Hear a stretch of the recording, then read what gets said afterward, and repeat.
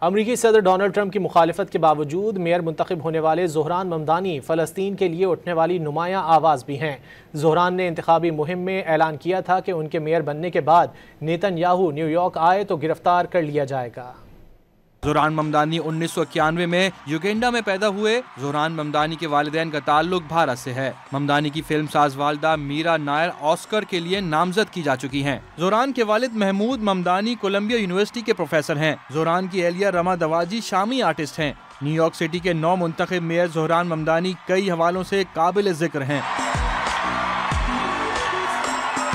وہ 1892 کے بعد شہر کے میئر بننے والے سب سے کم عمر شخص ہیں۔ اس کے علاوہ وہ نیو یارک کے پہلے مسلمان میئر کے ساتھ ساتھ افریقہ میں پیدا ہونے والے شہر کے پہلے میئر ہوں گے۔ زہران ممدانی فلسطینیوں کی حمایت میں کھل کر بولنے کے حوالے سے مشہور ہیں۔ زہران نے کہا تھا کہ عالمی عدالت انصاف کو مطلوب اسرائیلی وزیر اعظم نیتن یاہو نیو یارک آئے تو وہ انہیں گرفتار کرا دیں گے۔ ممدانی کا ورکنگ کلاس ایجنڈا جیت گیا۔ ممدانی کے وعدے سستی رہائش، مفت public transport, universal child care اور مڈل کلاس کے دیگر مسائل کے حل سے متعلق ہیں۔ زہران ممدانی نے اعلان کیا تھا کہ کامیاب ہو کر گھروں اور دفاتر کے کرائے منجمد کر دیں گے۔ شہر میں مفت ٹرانسپورٹ ہوگی اور چائلڈ کیئر کا دائرہ بڑھایا جائے گا۔